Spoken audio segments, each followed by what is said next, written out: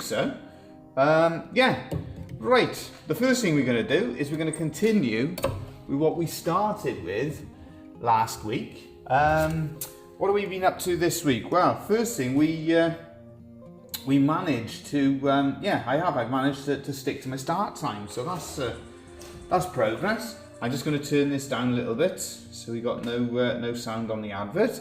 I'm going to start off by finishing one of the projects I started last week. I've got a coaster that I'm working on as well, a few different bits and pieces. But yeah, we'll have a little look, see what we can do. Just check everything is working properly. By finishing one of the projects. There we are. That's all working fine. So yeah, blades. We bought a load of blades last week, sorry, and hopefully, I'm hoping they will be delivered sometime this week or next week. And we bought a load of the Nikwa speed ones, these ones here. I've also ordered some Nikwa Paveco blades, and there was another one. It was something like a Nikwa Ultra or something like that, and I thought, well, I'll order a dozen of them, give them a go, see how we get on, see if they're successful or not. Just going to check as well, do we need a bit more light on that camera? No, we should be okay there, we should be okay. Right, so that's what I'm going to do, is I'm going to finish off cutting this one out.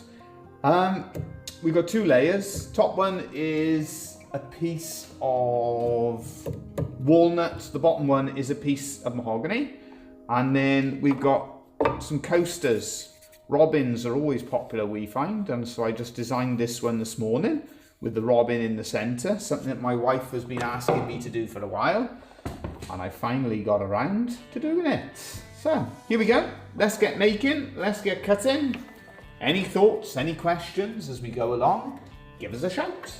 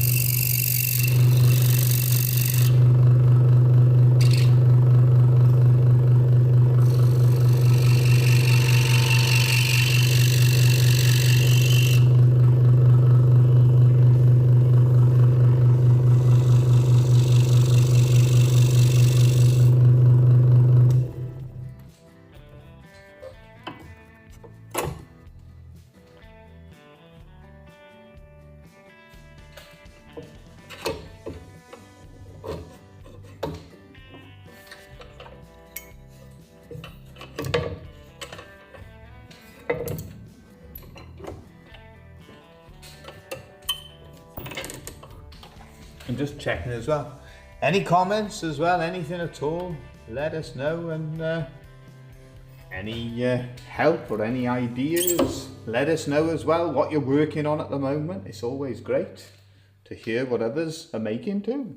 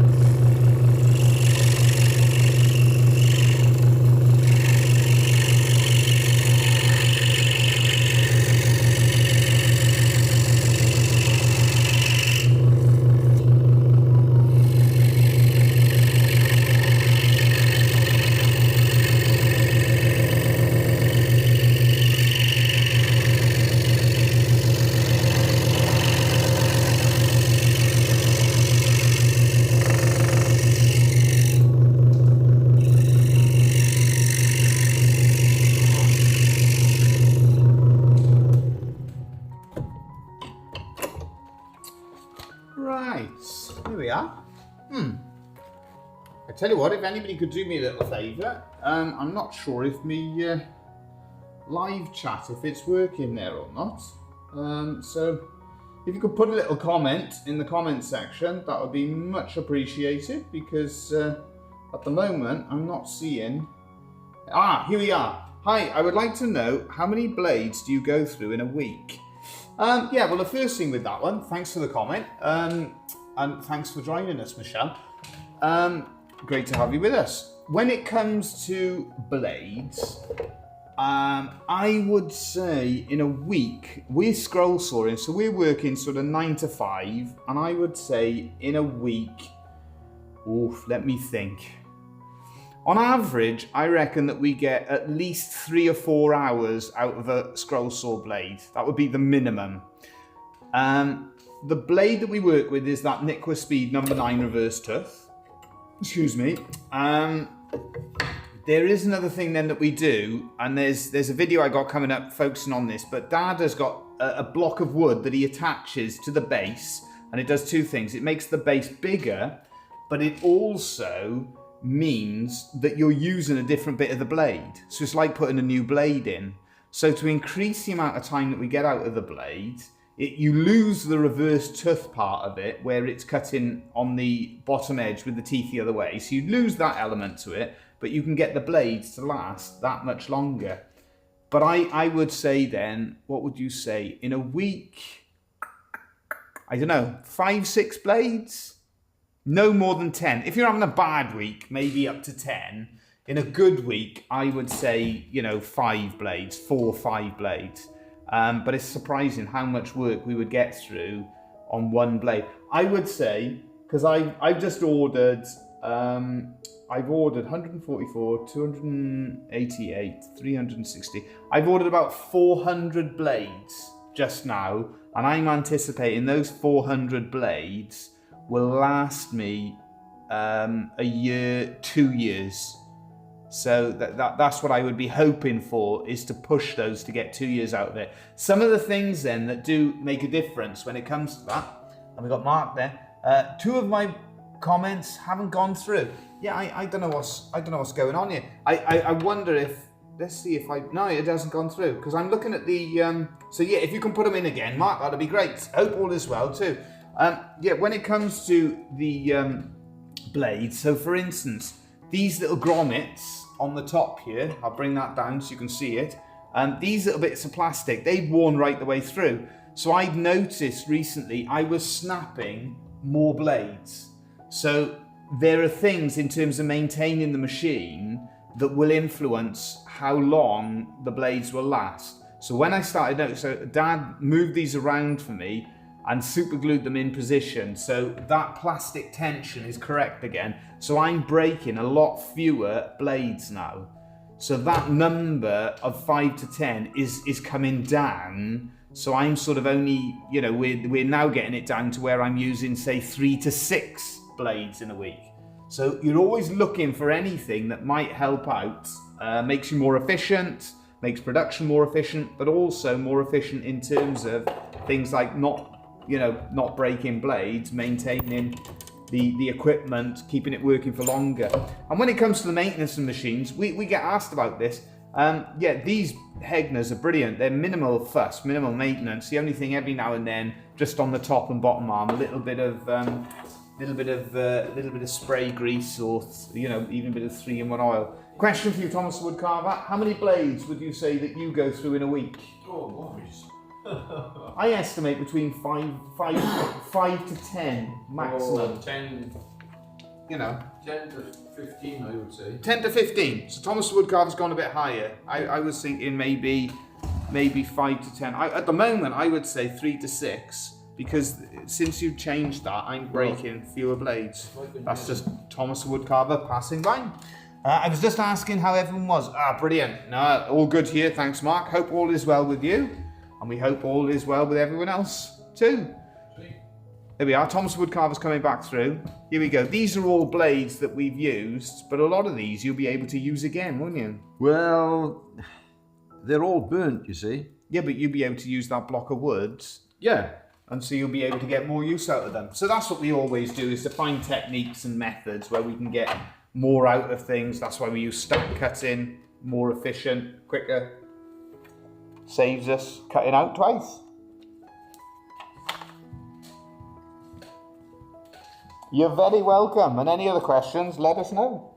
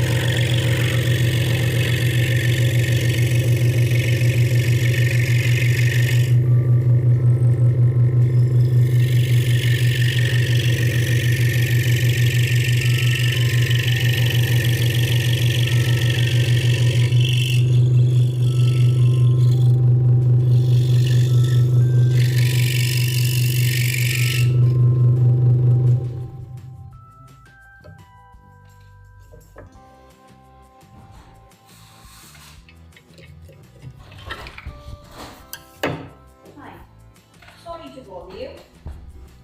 Well, 2 seconds, I would just, I'll just get in the middle of a live stream there. So I guess you can speak. Dad? There we are.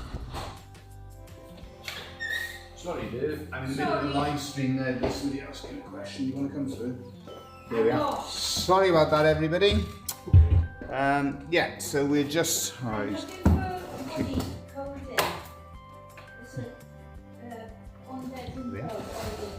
Right, so Woodstock, I'm thinking. Where? There we are. Right, so you can see we're just cutting around there.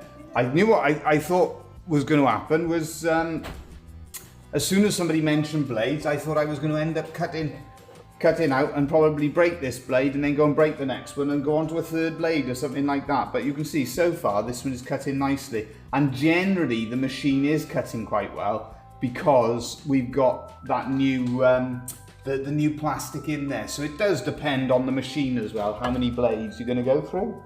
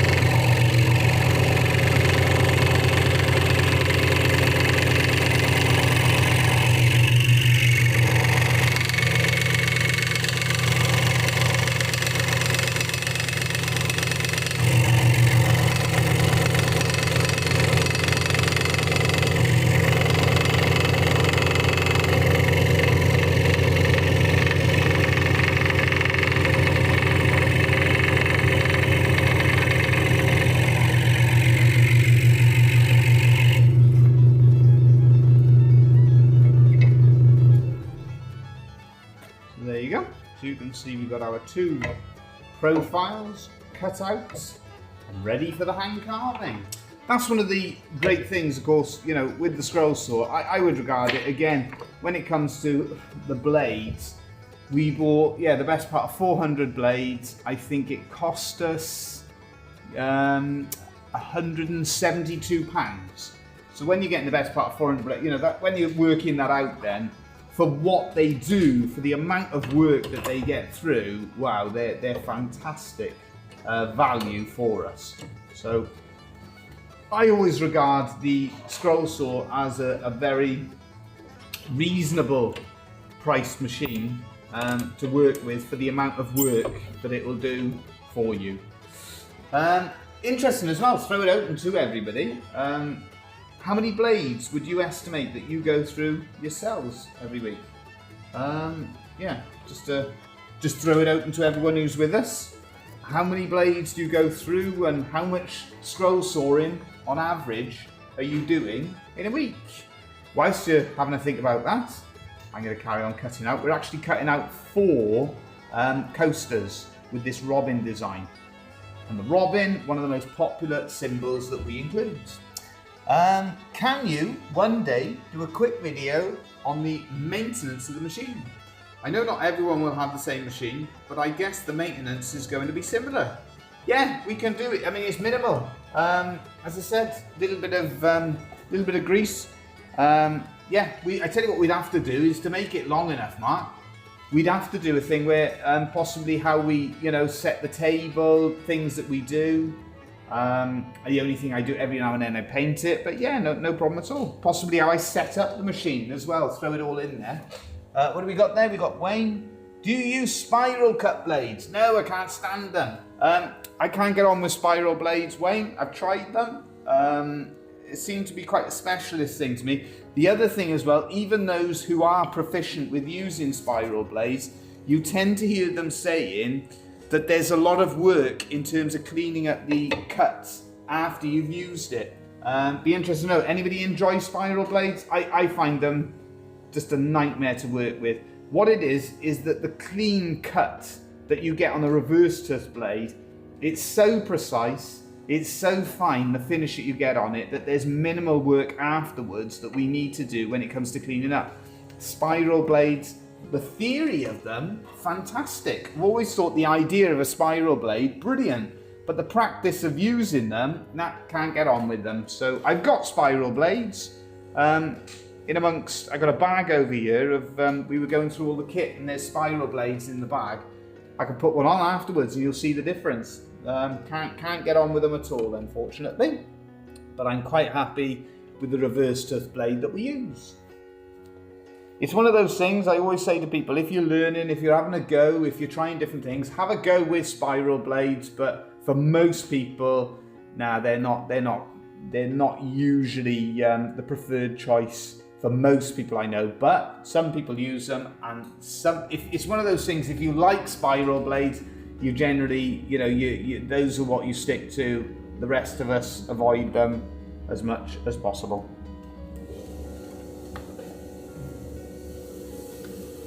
You're starting out. Yeah, so yeah, if you use spiral blade, have a go with them. In theory, fantastic. I find in practice, not good at all. Any questions about scroll sawing as well, if you started out, let us know. We're always happy to help.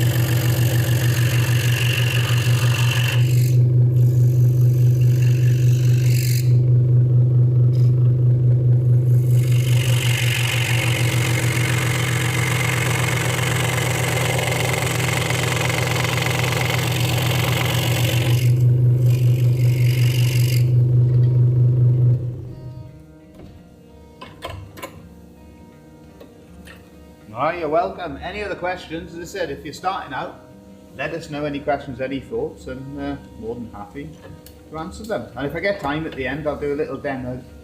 I'll have a look in there if I can find a spiral blade and cut something for you to see the difference.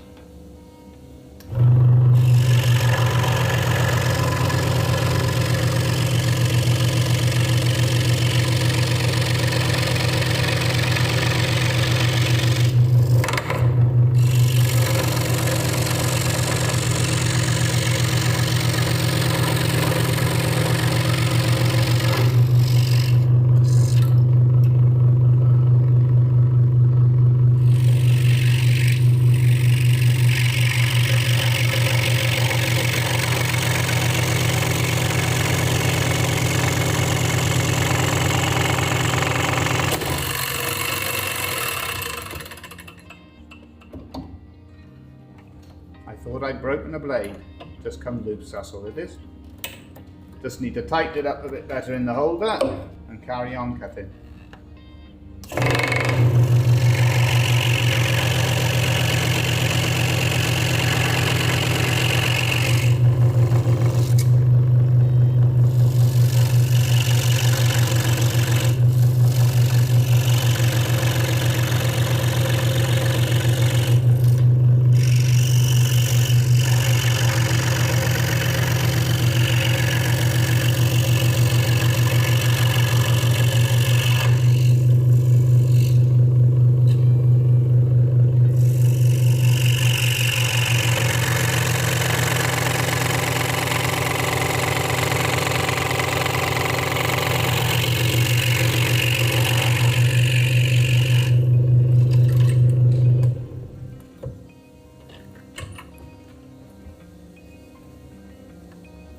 I tend to go through maybe 2 blades a week unless I'm trying to push too hard.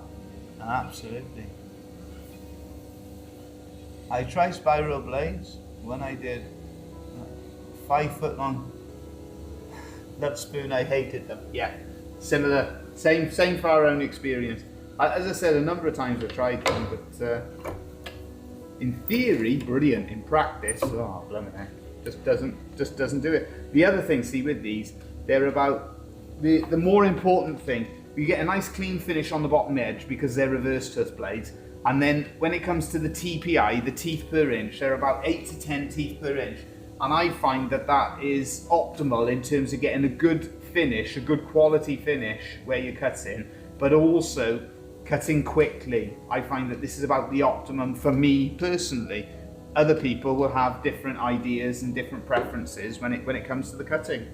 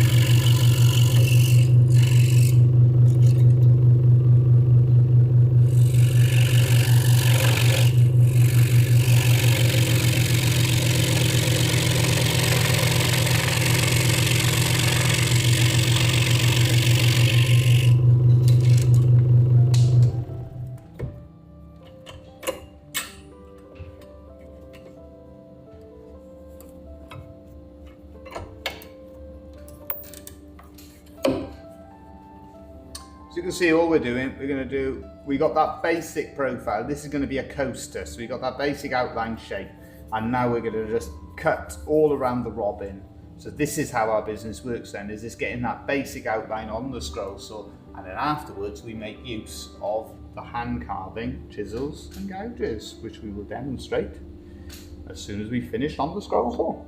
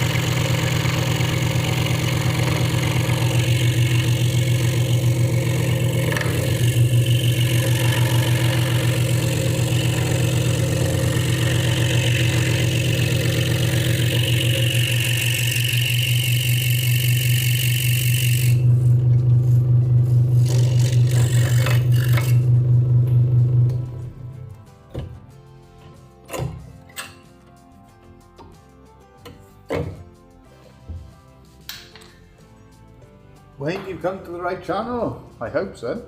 As Di shows and tells you how to do stuff with the saw and chisels, not like other YouTube who cut something just to show you how good they think they are. Well, I mean, that's the idea. That's the idea of the channel is to show you something, and hopefully you can take the ideas and apply them to what you're doing yourself. You know, we do everything from, like, Lovespoons are our day job, hence the channel name. But we make all sorts of little projects and simple little ideas, and hopefully it's to give a little bit of inspiration. We put free templates as well on our website that you're more than welcome to use to make different things. And it's methods that if you're looking to get into it, even like as a business, that hopefully, you know, the methods that we use to survive as a business, you can apply yourself. Just to let everybody know as well, you know, the way we do the stack cutting, we use a bit of Starbond CA glue and we stick the layers together, and then afterwards you'll see I'll use a chisel just to knock them apart. And what it means, we're making 4 coasters at a time. So because you're making 4 coasters, you're making it much more viable as a product. So I can sell these for between $7.50 to maybe $9.99, and that means then the minimum you're getting is $7.50. So that's $7.50, 15. That's £30 that you would get from this one cut.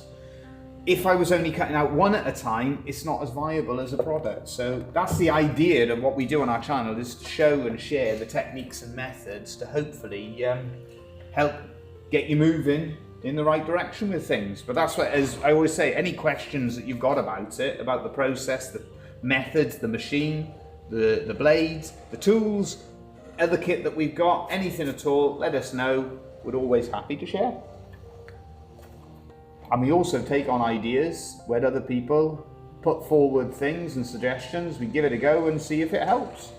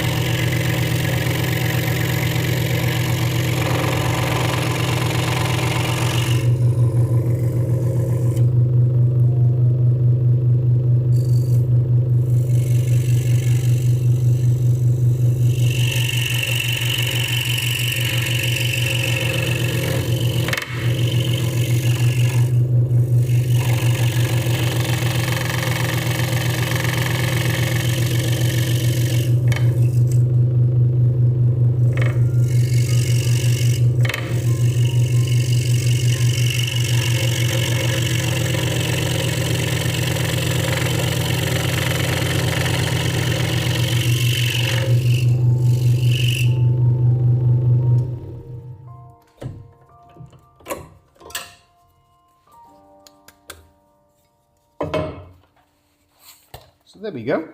That's 2 items we've got ready to take across. 6 in total because of the stack cutting.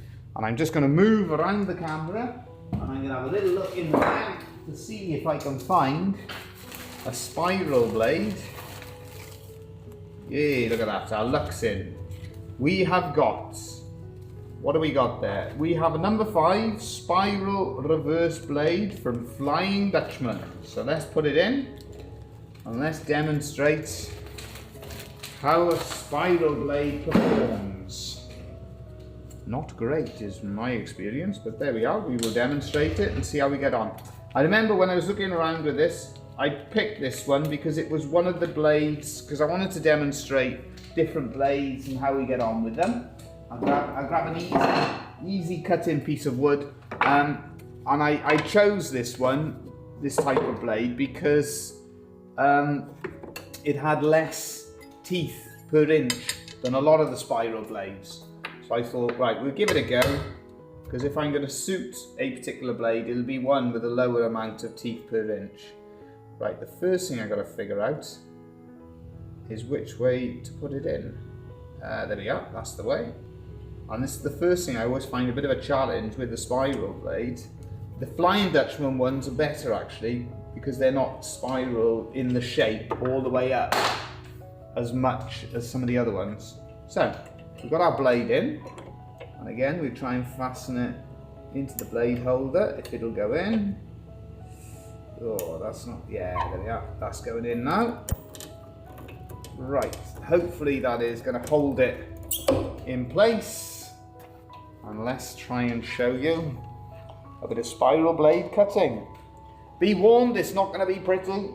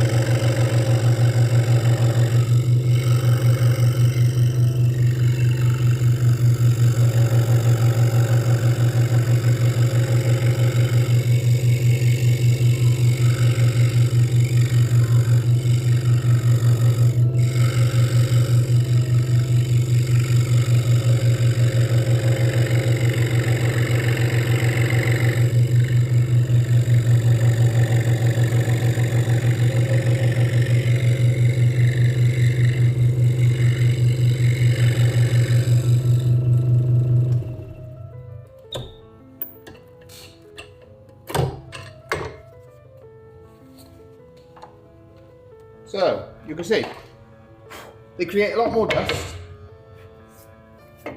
You can cut out a nice enough shape. A little bit more rough on the inside and not quite as precise. But they're perfectly, you know, you can use them. But would I change them myself? No chance. No chance. Spiral reverse, I do believe it probably is, to be honest with you, Mark. Yeah. So they do a job, and you can see the other thing that's different with the spiral blade is now, and it's difficult because you get out the habit. You can see me starting to turn it. The difference with the spiral blade, see, is they're multi-directional. So whatever way that you go, you don't actually have to turn the piece of wood. So that's why, for instance, I would have thought that's why Mark looked to use them on a big Lovespoon project, is because, you know, it doesn't matter if you've got a 5 foot long Lovespoon, it doesn't matter. You can put that across the scroll saw, and because you haven't got to turn it round, you're not limited by the throat. So I can see why they would be useful. You know, if you're doing a large, I don't know, house sign or something like that, I can see where they would be useful and why you would consider them. But it's just for myself, in practice, they've never really worked. But it's not bad. I mean, considering, I'll show you, I'll mark out, let's mark out something. We'll mark out, just so you can see that you can follow the line. Let's just mark out like a spiral line, as it's a spiral blade. We just do a spiral line. So I'll just show you how you can follow the blade, you know, follow the line just the same. But yeah, not one of my preferences. Hiya Michael, hope all is well. Thanks for joining us. We're just finishing off on the scroll saw, demonstrating with the spiral blade. Demonstrating why I'm not keen, to be honest with you.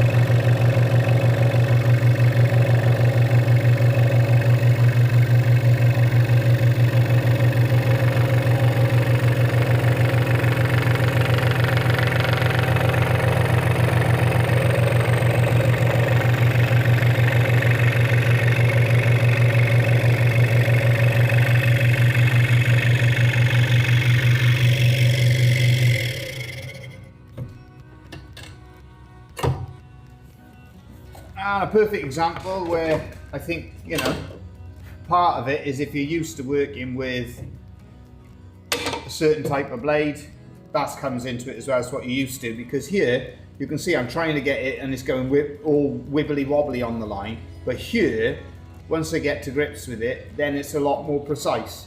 But that's the thing with them as well. When you're following a line, you've only got to put a bit of pressure that way and it'll go that way. You only have to put a bit of pressure that way, it goes that way. You know, that they have their uses. Some people like them. Me, not a fan. Not a fan. But there we are. Little demonstration of using a spiral blade for you all to see. Right, I'm going to go across to the bench. I'm going to separate out all of our items that we prepared, and I'll do a little bit of carving for you all to see. And thanks to the wonders of modern technology, as quick as a flash, the camera changes over for us. Right, let's have a look. Okay, so first things first, we separate. Hello Gabby, hope all is well. I'm gonna have a look at your latest uploads.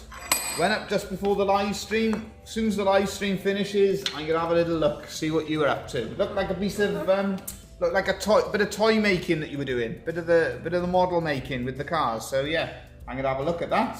Well worth having a little look. I'm not sure, to be honest with you, Matt. I think they do with that as well, and I think that one is. So can you see? We separate the layers. So yeah, I would have to check that one out. Let's have a little look. One layer separated. Boom. once we got it off the one side, we come over here, boom, right the way through. There you go, separated two. There we are. We'll sand this out where we just caught it with the chisel. We'll sand that out afterwards. Boom. Over it goes. Boom. Just like so. So there you go. Simple little technique for doing the stack cutting. Right, so. We're going to put this in for carving.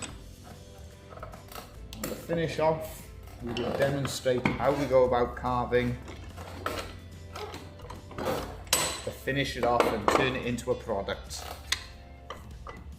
And this as well, the wood, you get this all from panels, furniture, panels in the middle of furniture. So as always, we start off with the stop cuts down into the wood. I'm going to check as well if the sound is coming through okay. Yeah, you can hear me fine.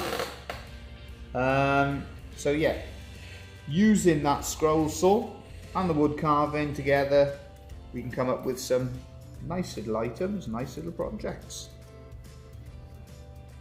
And I know it may seem a bit wrong time of year to be doing this sort of thing, but we're preparing already towards our Christmas stock, but also we're selling Christmas items all year round, because when people come in the workshop, it's getting harder and harder for them to find handmade things.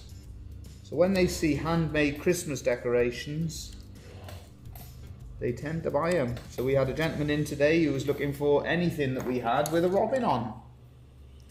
If he'd have come in tomorrow, well, Wednesday, I'd have had a few coasters ready for him, but we had a Lovespoon Christmas decoration there ready for him, so he had one of those instead. Right. As you can see, a simple little carving. So we do all of the stop cuts first of all. So that is every single stop cut we need to do. And then we just add a little bit of depth to everything. So a little bit of depth just to the legs. We also then use this gouge here to, there we are, put a little line down like so. There we are, and then the same.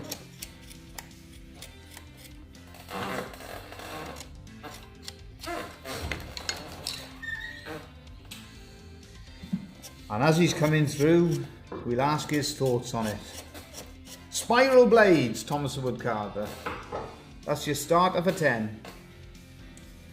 I can't say I've tried them to that extent. Really. Had a couple of goes, haven't you? Yeah. But they've never been great, is it? I think what it is that It depends what you're doing and making of this kind of thing. it's more difficult to get a really fine cut on it. And I think once you find a blade, that's what I would say to beginners especially. Once you find a blade that you're happy with, you're comfortable and confident with, that's usually the blade then that you tend to stick with. So for instance, I've just ordered the Nikwa Speed ones because that's what I'm comfortable with and we're comfortable with. But I've also ordered some Nikwa Pabeko ones as well. Very, very similar blade. I just find that for certain jobs, it doesn't burn as much. So yeah, but that's what you'll find is that you'll probably speak to 100 scroll sawers and they'll give you 100 different answers in terms of favourite blades. And you know, there's so Pegasus make their own blades. There's the Flying Dutchman and Nikwa ones, seem to be the same company to be honest with you, in same scroll saw blades anyway. And you've just got to have a go, try them, see what suits you. And again, there's so many different things you can cut out because we're working predominantly in hardwood, see? But if you're working in softer wood, then you may find that different things produce different results. And if you're using thicker wood or thinner woods, that has an impact as well. And how fine a finish you're looking to get, and the speed that you want to cut at, number of factors that play into it.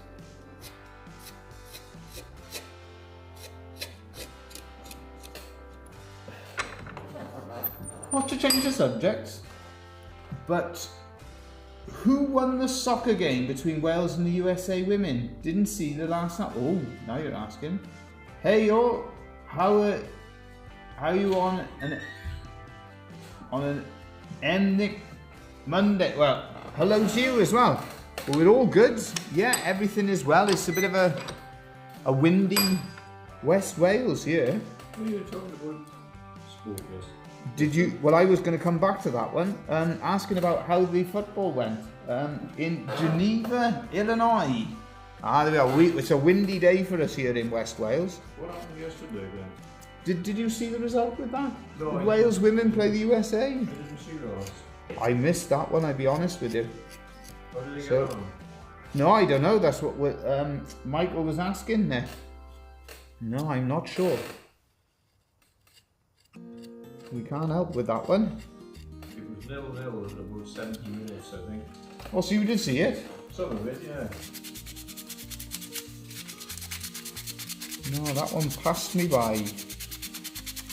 We had a busy weekend with the boys Out there. running round.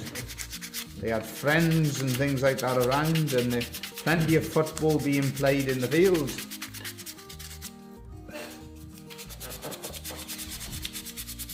Now I got a good feeling about this product because I've made 4 of them on the scroll saw, and as you can see from the demonstration, it's not too much carving either. And in a bit of sanding, I reckon that's going to be a good one. You're always looking for a simple little product. We call it, because of the subject matter, we call it, it's a little stocking filler, isn't it? That one there. We would call a stocking filler. A simple little gift, ideal as an extra present for Christmas. There we are. That's him. And let's have a little look. We're going to put a little line for the beak. Separate the top and the bottom of it.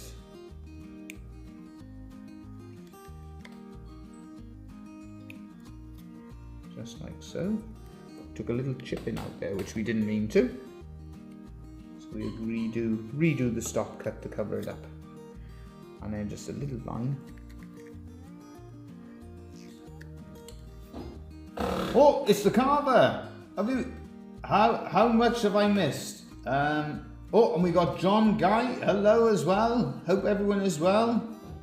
Hi there from Cannock-Tafts. There we are. Well, hello to everyone. The carver, a lot. Yeah, you're right there, Mark. He has. There we are. We're into the final part. I tell you what we do as the carvers come now. We'll do a little bit of carving on the other one just for you to see. There you go. You've missed the cutting out of that one there. I think that's going to be a good one for us. Because as you can see, I've managed to cut out 4 at a time.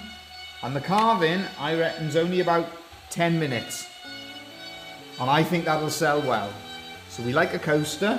We're always going to make new coasters. And that, I think, is going to be a popular one. But as the carvers here, let's do a bit of work on this one. We're on Christmas, we are. You've missed that much, we're on to Christmas. There we go. Yeah,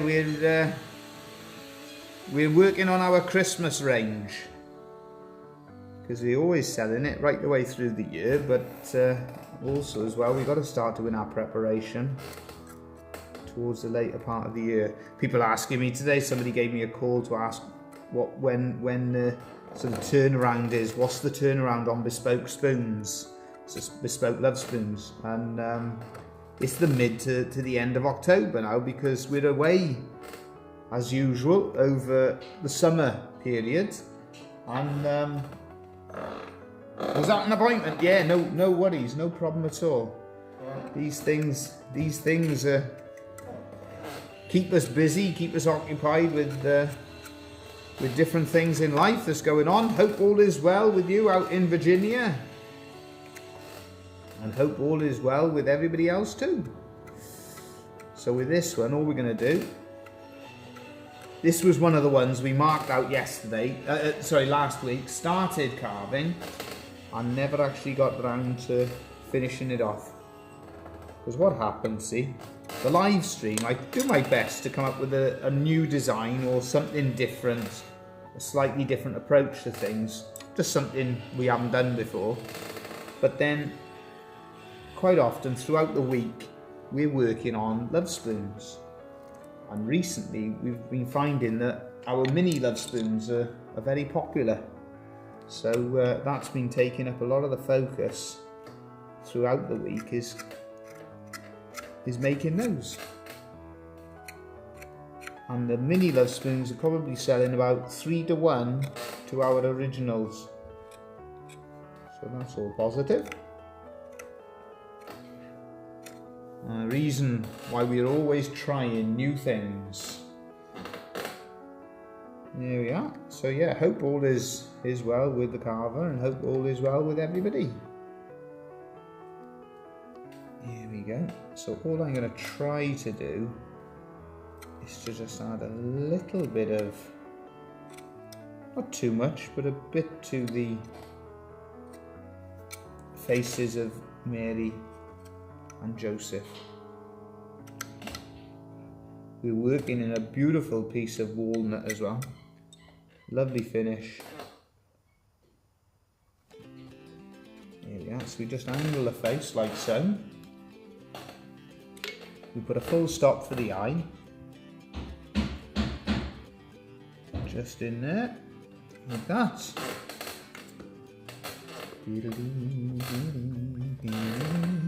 Oh. There we are. There's our Mary. Oh, that's made you look a bit serious.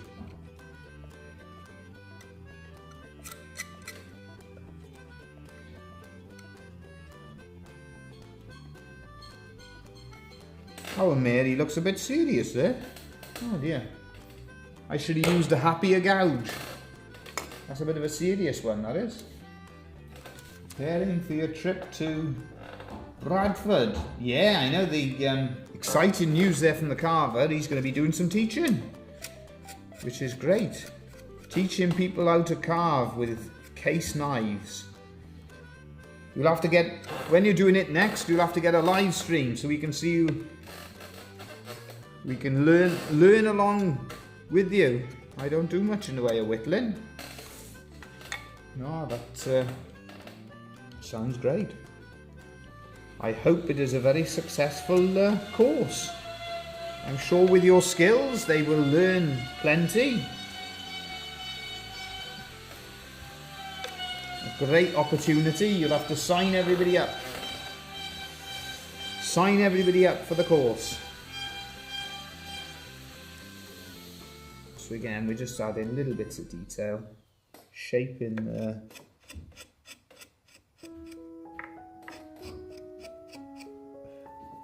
oh look, there's a little bit you need to take off there. There's a bit of a splinter. Perhaps that's why she was looking a bit serious. It's because there's a bit of a splinter. I think maybe if we come in there, yeah, that's helping. Believe it or not, that is helping. She had a long face, so yeah, it's why the long face, literally. So we just shorten the face, and that's helped. Right. Next, we're going to do a bit of work on Joseph. So it's the same principles of carving that we'd always using. Use those stop cuts. Yeah, it does sound great. I'm looking forward to hearing all about it. But anybody in that area who does see our live stream and you're interested in a bit of carving, you can have some expert help from the carver. Head over there and book yourself on the course and the carver can teach you how to do some carving with the case knives. There we are. How many lessons have you got altogether? You mentioned that when we spoke, a few in the morning and a few in the afternoon. How many altogether are you teaching? And is it as well, I forgot to ask, is it over the one day or are you teaching 2 days? If it becomes a regular thing, hopefully, hopefully you'll be able to get some over there. I wish all you guys live close to, yeah, we are in the forgotten parts of New York State. Oh, we're in the wilds of West Wales, so we're proper out in the sticks. But the carver, 3 in the morning, 2 in the afternoon. That's a full-on. I tell you a story about that one relating to Thomas the Woodcarver, and it was a bit lost in translation. This was years ago. We had people in here from Japan, and they were really interested in what we do, and they wanted us to go across and to demonstrate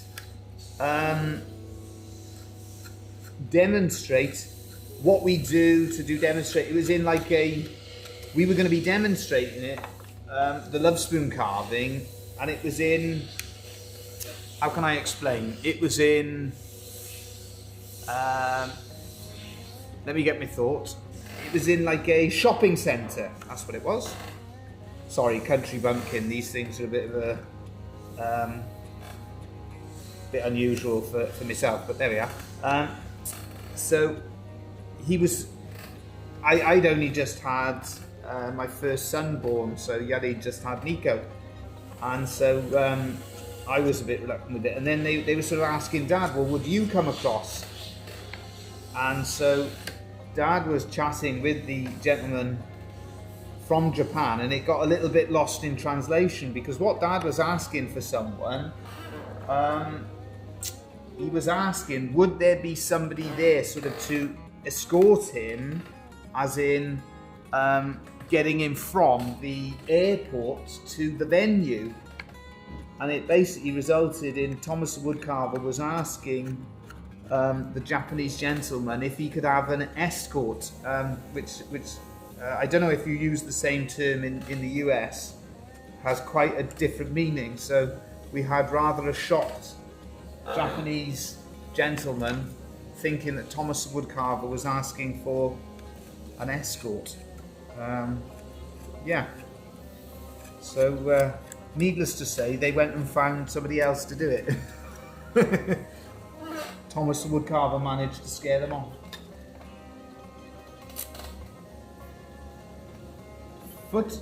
Foothills of the northern. Ooh, how do I say that? Adirondack.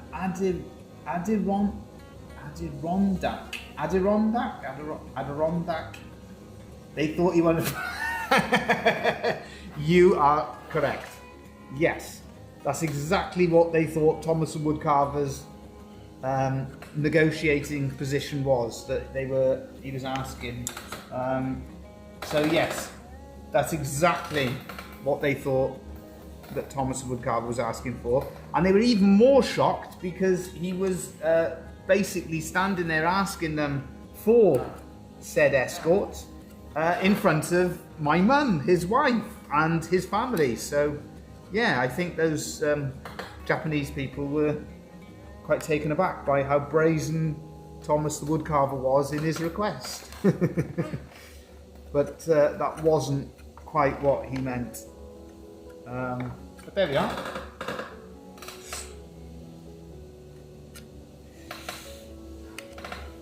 Right, so as you can see, it's taking shape. We get in the depth that we want on the different pieces of the carving. So we've got our sort of headdress there for Joseph. So that's all cut down like so.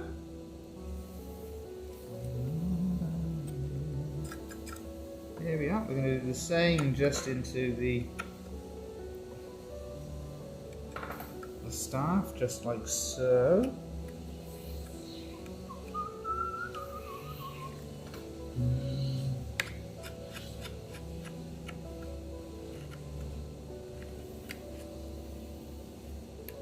And they're always the same sort of principles we're using. We're trying to get the maximum effect for our carving in a minimum amount of work.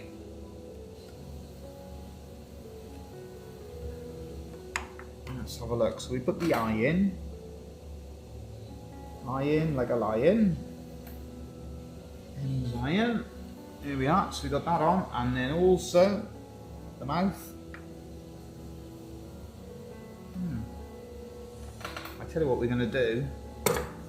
We're going to push the what do you call it? The shepherd's crook. The stick. We're going to push that down. Because hopefully, when we push that down, we can get the angle a bit better. That's not. What do you find sometimes when you're doing carvings? If you've got a layer in front, it just creates an obstruction. So we want Joseph to have a beard, but we don't want him to have a very, very long mouth. So hopefully now we can just use, there we go. Yes, it's not quite as long as it would have been. I think should we give him an ear as well? Let's have a look. Just put a little mark in. Yeah, we use that one instead.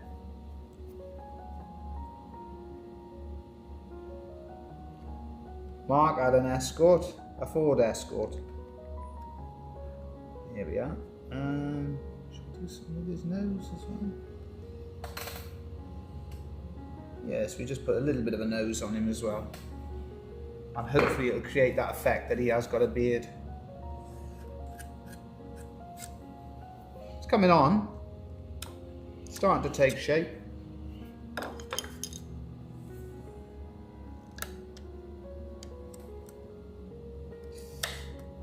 Nice piece of wood as well that we've been carving. You may notice as well the finger is healing up. I'm afraid we lost the, we did lose the nail in the end, but it's recovering well. That's one of the worst ones I can remember ever having in the workshop. It did actually, I did actually have to sit down after that one. And that hasn't happened before. Usually I just carry on working when I have a knock like that. But we did try, but we couldn't.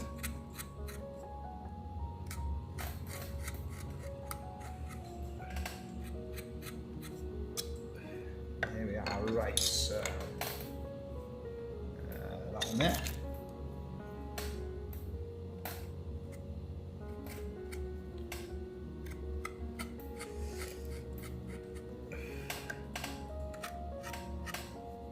So we got most of the angles, most of the stock cuts are done.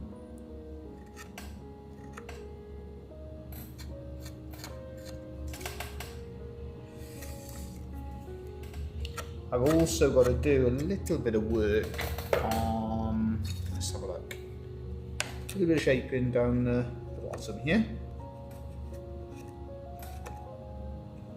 Not too much. Same for Mary.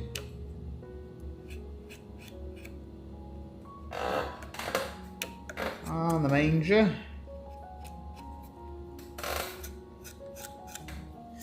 So we're going to do a bit on the stable as well, but we're going to do a bit of work on the manger.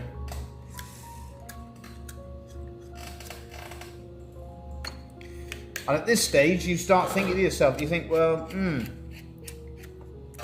which is the better product for us as a workshop? And then it sort of becomes clear that the robin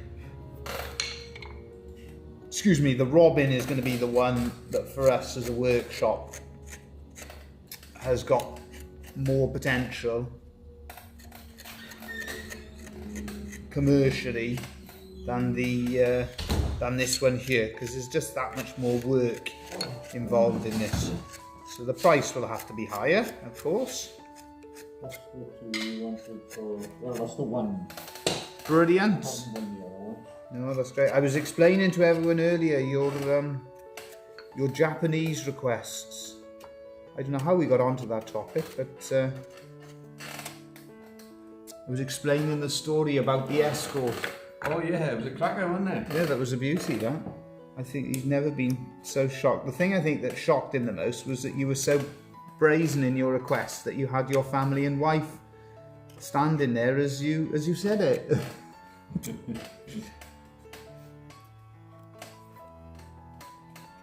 Well, I was brought up in the valleys, wasn't I? There we are. And they kept, I remember we kept on getting emails from them for joining up with them for, what they call it, LinkedIn. Which was surprising, so perhaps he'd found your escort.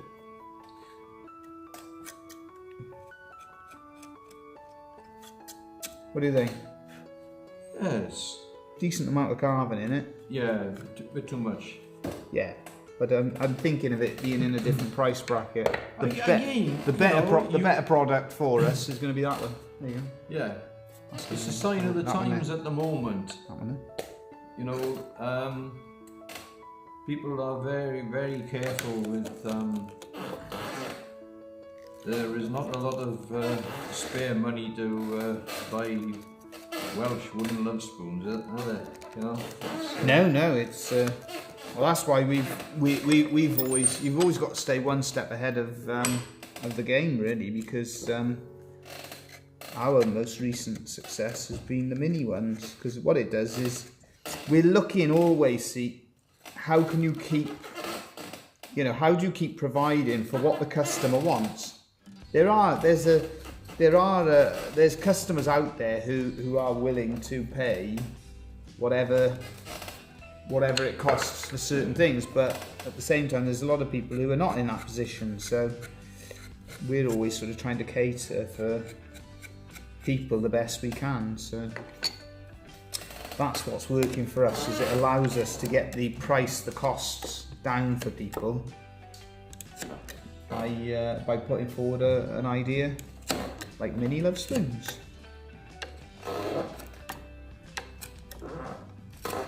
There's I've been, you think about different things, and one of the things that has cropped up. Yeah. I don't know whether anybody else, if anybody else is, in a business similar to us. Advertising is necessary, but it can be very expensive. It depends on the size of your business. Well, I've noticed, one thing I've noticed is that, what value were you brought up in, Thomas? Mark is asking. Valley.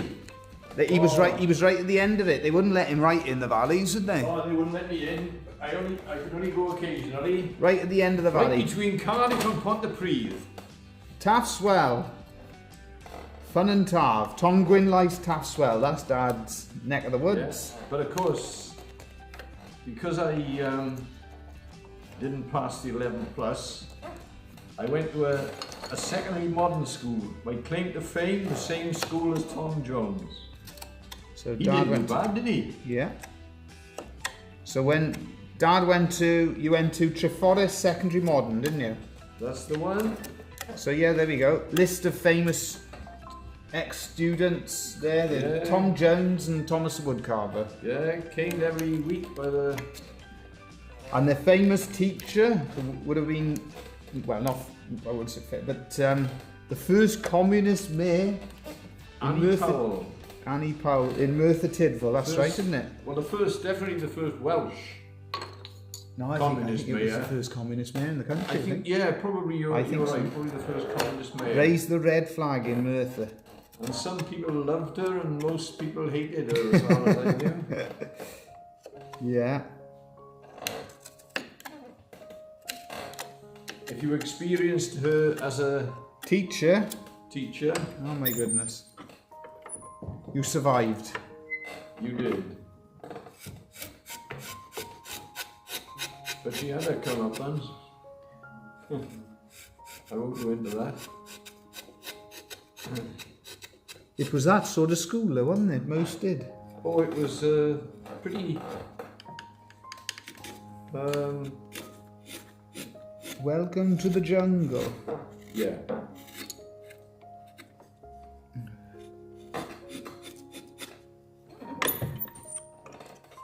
The initiation ceremony was being thrown over a wall. It only stopped when somebody broke a leg.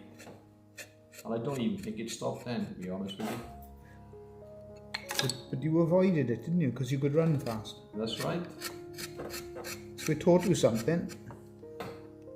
Well, no, I didn't. It didn't teach me to run fast. I could run fast anyway. But you stuck to running fast. Yeah. What was I talking about before that, Dave? What were we talking about? You were talking about anybody running a similar business advertising. Ah, yeah, advertising. Oh, it's become very, very difficult. What's happened? We've got. I understand it in a sense, but Well, a lot of advertising is being done through when I things like started 40 odd years ago, Google and Facebook is where a lot of advertising is done, 1975, but not by us. you know, people were quite happy. Hotels and guest houses, caravan parks, they were happy for you to put your leaflets with them. Now, of course, You've got the middleman. you've got the middleman. Mark said very, very close to Castell Coch. That's right. Spot on. That's Dad was born in the farmhouse below. Yeah. And so, with the advertising now, it's you've got some middleman entrepreneur or woman decides that they will put their leaflets. If you want to get your leaflets into certain hotels or certain places, certain businesses and things like that, you have to go through a middleman. So, hence we don't. And it's the same now that a lot of, as I said, a lot of advertising is done. A lot of people do a lot of their advertising through Facebook and Google and things like that, and we never have. It's an important aspect for a business. You need to get yourself known out there.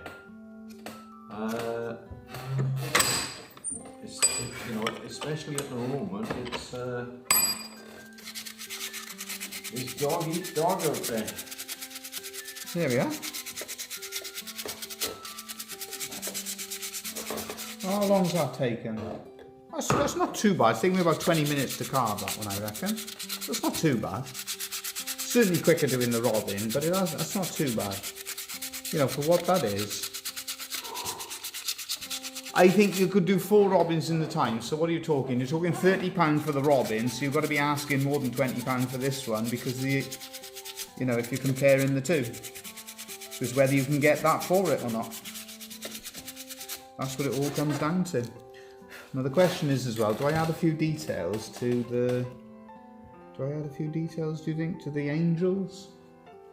What do you think? Whatever you feel like, Dave, Let's add a bit of detail. I think it'll finish it off nicely if we do. We do the trumpet. It's interesting selling, really, because, whether you put the detail on or not, somebody sees that with or without the detail, they either like it, they don't, it fits their price bracket. Halo. And a halo. Yeah. And it is. I mean, sales, and you like we don't want to sit here and say we're some sort of we've got any more idea on sales than anybody else, because you sort of think one thing and you put it on sale, and it'll probably be this one will sell better than the one that we thought would go go the best. Let's have a look. So that's got to have the mouth there. I think one of the main problems with what we do, the Lovespoon, it is a Welsh tradition, and the Lovespoon originated here in Wales, regardless of what they say in Germany,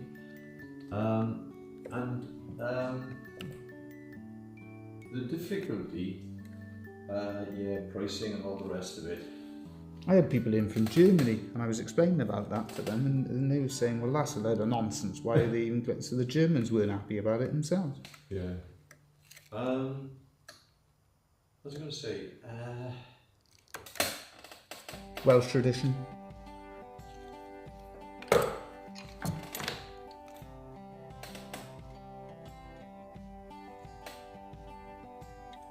Yeah. Because some people from Wales have decided to muddy the waters regarding Lovespoons. And it isn't just Wales, Welsh craftsmen suffering. It's people out in Australia, New Zealand and that kind of place, where they make boomerangs, they make didgeridoos. Aborigines and The same. And Maoris. Yeah, they're probably other people as well. Yeah. That manufacture products that are. I'm happy with that. Distinctive. I think the little details are. Yeah, Awesome. especially when you shellac. Don't they get the shellac? No, because we'll have to sand off all the paper before Yeah, but it's going back finished. to my There we are. about the tradition, Stop. people are happy to exploit it by they've taken it over to Africa and China, and of course they're producing spoons there very cheaply, and they come. Brian Williams, why don't you approach coach companies to stop when they're in your area? That's what we do get the coaches through, Brian. Yeah. Yeah, that's I went in last night to the car park. We get it. Coach park, and there were 6 coaches. Always great to see the coaches Spoke through. to one driver, see what they could do. So we just have to wait and hope that they will come. That's it. But once again, it is difficult to get the coach drivers to come out to us. That's right. Because they're under Back on more the pressure. subject of the Lovespoon, you know, when you got people who are prepared to sell Welsh Lovespoons that are made in China and Africa, you wouldn't mind if it said a Welsh Lovespoon made in Africa, a Welsh Lovespoon made in China. But they say a Welsh Lovespoon, and they don't tell people where they're made. So we are competing with With that too. that area, and it does make. Hiya as well to Brian. Thanks for joining us, and everybody else too. So you can see those are our 2 little carvings that we've done today. We got our robin, we got our nativity, and as Thomas the woodcarver was just explaining, I thought I'd do a little bit of carving on this one. And you can see this is what I was referring to. This is a mini Lovespoon. So we've got our double heart design with a horseshoe, and then we put a little flower in there. Yeah, I was saving grace at the moment. It is. It's the thing. We're flat out making enough of these for when myself and Yully and the boys are away on holiday. And you can see. Interesting as well. What I'll do actually, I will carve as I've started. I'll show you the carving because the original size. It does take us a lot longer to do the full size version, than it does to do these. Quite often we've been asked we get asked by people, they say, you know, if we have a smaller version of a bespoke spoon, is it cheaper? Well, with bespoke spoons, quite often if you go smaller, it actually makes them more difficult and more intricate to carve. But with the they all look great. Oh, thank you, Michael. You're competing with every sob story and mass production set in the world. Yeah, absolutely. What do we got there? The most you can hope for is that they are those who truly care about the work. Yeah, and that's the thing. And people do come in and they do appreciate it. I came down to see you as a coach, pulled up. You gave a great talk. Ah, thank you, Mark. Yeah, that's all part of what we do. We give them a talk, give them a demo, and that's what we've done for the past nearly 50 years now. Yeah, it'd be nice to get to 50. Yeah. You can see we're just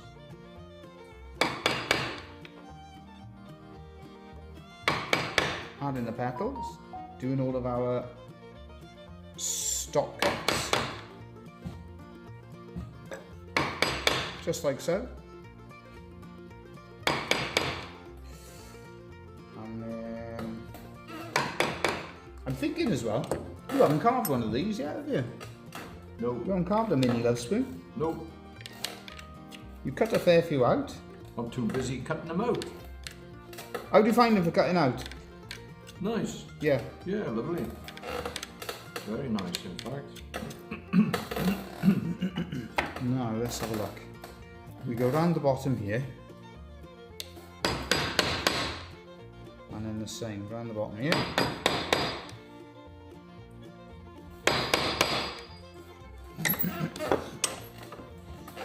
Right, so we just get the shape of our horseshoe.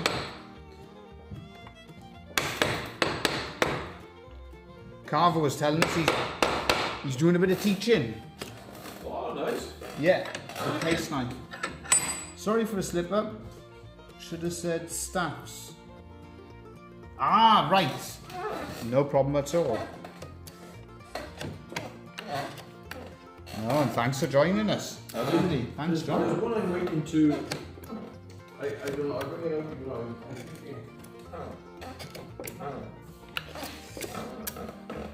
So you can see I do as much carving as I can in the one direction. Right? I wonder if that was toned down. They're not toned down, they're scaled down, not toned down. Scaled down. You want to do low opacity Lovespoons, is it? Well, see that one, eh? Yeah, I can see that. Yeah. I just wondered if that was scaled down. We'll scale it down, yeah. Yeah, nice idea. The other thing you should do as well is we could possibly draw around some of our templates and some of the ones we haven't done for a long time. Have a little look if there's something in there that might be worth reintroducing as a scaled down Lovespoon.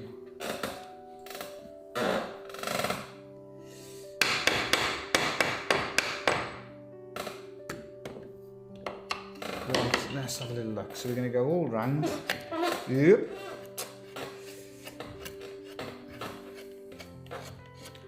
What happens when it slips? Not too much, you hope. That's a really nice spoon, though. It's walnut big. Oh yeah, it's a nice spoon. That's lovely. This one we're carving is a piece of yew. Sorry? This one that we're carving is a piece of yew. And that's another thing that's been good with these smaller spoons is that you can use quite often things like yew, you can have quite a few splits in it. But because they're smaller spoons, you can work between the splits. So some of the wood that's not been good for doing the larger spoons is coming in ideally for doing these. So we tend to be spending less time sorting out when it comes to the wood that we're using.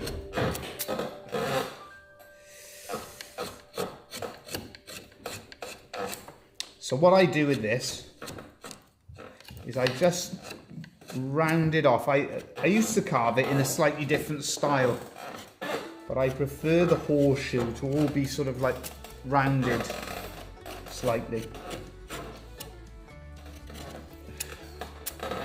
You got something there to show everyone? Well, that's a good example there. There you go. Somebody, if you turn it over both sides, you've got. Well, if you were looking to do, oh, you got yeah. a bird there. Look. Yeah, I got a bird there. you just kick the tripod. Sorry. I got a bird with a beak. Oh, look at that! Yeah. Look at that! Yeah.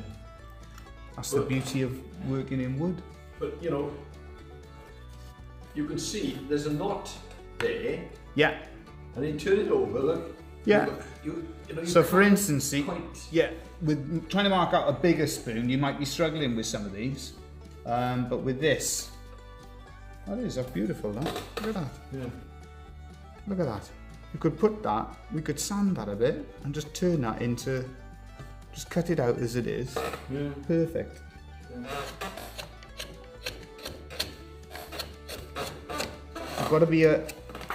You've got to be a wood lover to appreciate stuff like that, haven't you?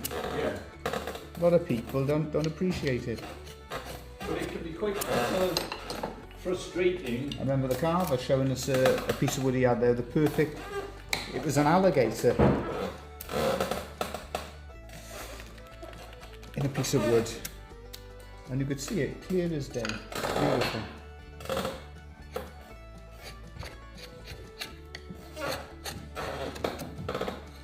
That's one of the things, you know, when you're trying to price something, you know, people say, oh, how much do you think this is going to be? Yeah. And without exaggeration, you can go to the woodshed and find the piece of wood you're looking within a matter of 5 minutes. Well, And then a similar kind of thing, you can you spend can a few spend weeks.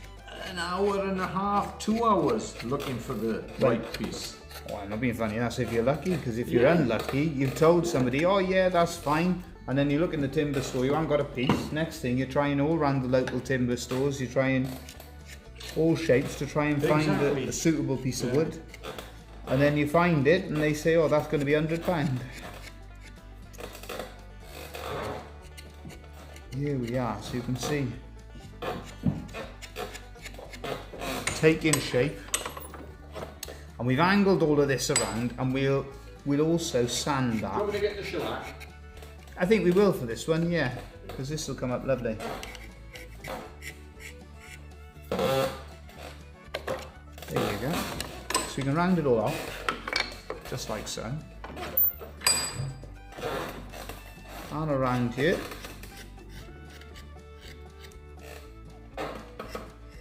Round it all off.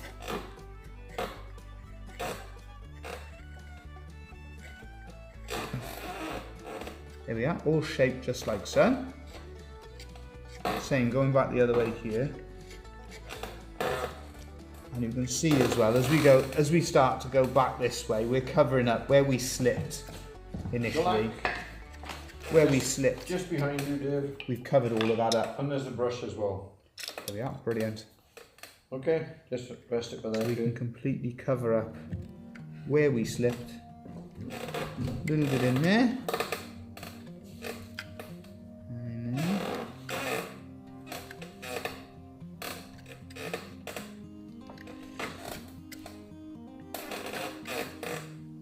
So these are definitely quicker to carve than the full-size version. That's a 100%. I was using less shellac. Mark was asking how fast was the bird travelling. Pretty fast to hit the tree at that speed. And the carver was saying that alligator was gifted to the captain I served under in the Navy as a gift for his new home. Brilliant. I hope it was well appreciated, because it was a fantastic, lovely piece of wood. We've seen all sorts in pieces of wood like that, birds and animals. When we see a piece like that, we tend to leave it as you found it, because you can improve. There's no improving on what's already there. When I used to make custom made powder horns by order only. I always sold better by word of mouth. Yeah, that's absolutely, that's another part. And that's what happens as well, where we had somebody contacting us today, and they've been in a few times before, and we do tend to get quite a bit where people come down. What we're finding, I tell you what we're finding this year, there are less people coming down on holiday as a whole than normal. But there's a lot of talk around, you know, about problems with the finances and financial side of things, so it's not surprising.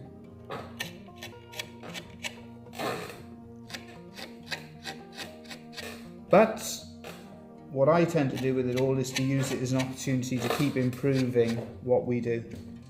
So those that you do get through, you're offering better and better. That's the way we tend to, well, the way I see it.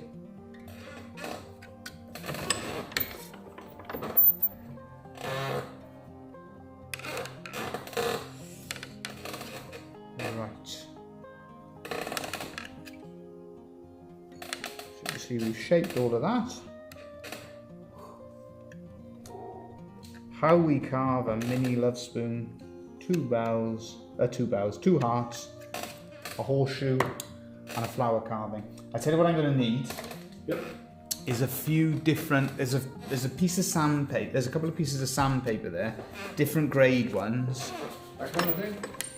Yeah, those two. Perfect. Perfect. 1, 2.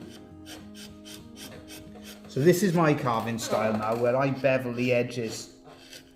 And the way it came into the carving style originally is that every now and then I would find like you'd slip with a gouge and you'd leave a little mark. So to cover it up, I used to bevel all the edges. And then it just became more and more popular, and then it became the carving style. And then I never worried too much if a gouge slipped, because I'd just go and cover it up by beveling the edges, and people liked it.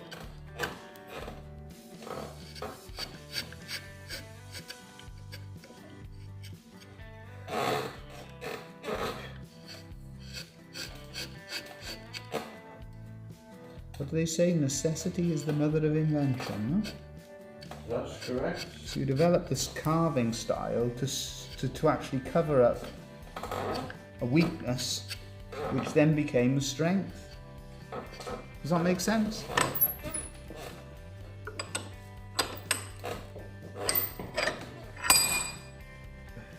Right. We've got a bit over the top. Oh, super new. Hello, is it morning there? We're afternoon, early evening, I would say. The engraving part was the custom part of the horns, tailored to the customer. Fantastic. Oh, sounds great. We do the engraving as well, where we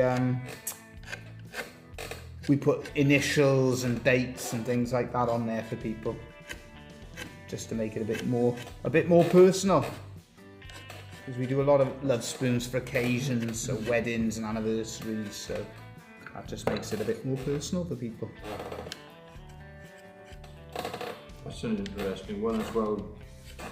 When we put initials on for people, it was a funny old game as far as human nature was concerned. Because you'd have a coach of people in, and somebody would ask, "Oh, can I have initials?" "Yes, please, no problem." So you'd have an A and a B, and then somebody would say, "Oh, can I have a name?"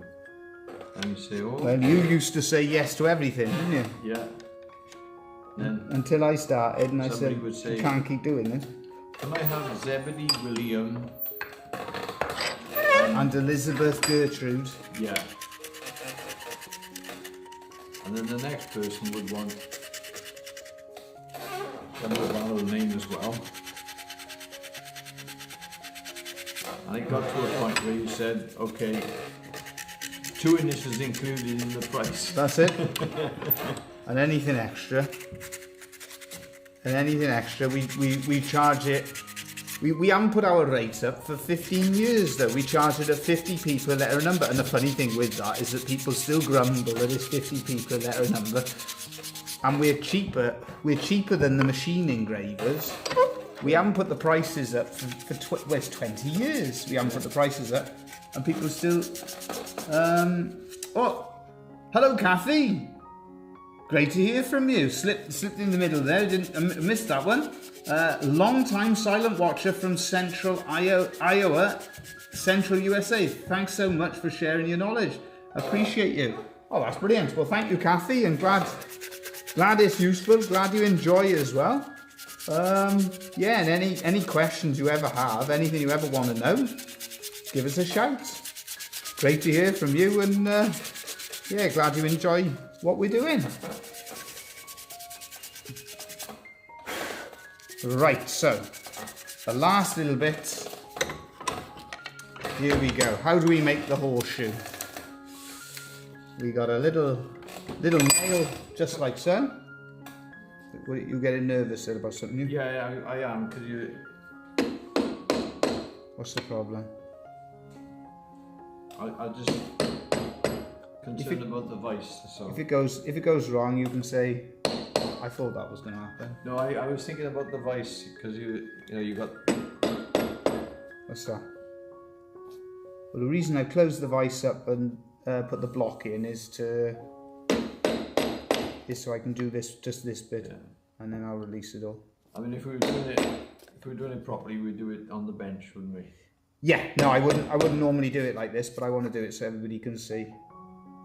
And I'm hoping you can mainly see my hand, to be honest with you, but hopefully it gives you a rough idea.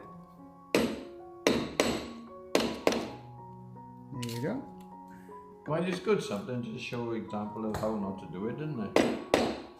Well, as I said, it's a bit wobbly, isn't it? It's necessity. Well, what that is as well, that's because I've angled it all, see? But that's happy days. That's come out nicely. Any horse lovers? Yeah, the horse. If you're into the horse riding and things, you'll be looking at going, that's not right. You've got to do more on the one side and then on the other side, and not symmetrical. But because we're doing it for a good luck horseshoe more than a realistic one. Right, so we do the first coat. So we got some other. We'll have to do a bit more sanding and stuff on it, but it's just to give you an idea of the difference. We're doing a mini Lovespoon, and it's a good bit quicker making these than it is to make the full Monty.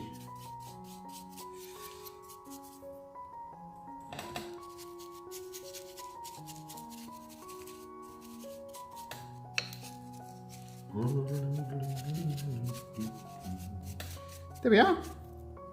Right, that is a mini Lovespoon and the first coat of shellac. We done a robin, and we done the nativity hanging decoration. It's a good job. My late grandmother wanted a spoon. My late grandmother hadn't wanted a spoon.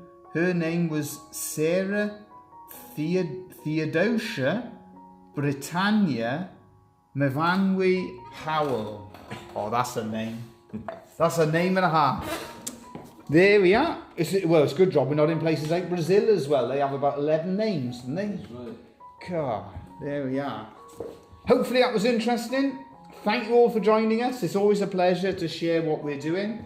Any questions as well, if you're watching it on the playback, get them into us. I know Gabby uploaded a demonstration just before the live stream, so if you haven't seen that already, check it out. Hope you all have a great week, and thanks for watching. Thanks for joining us. Very much appreciated. All the best, and we'll be back next week, all going well. Thanks again.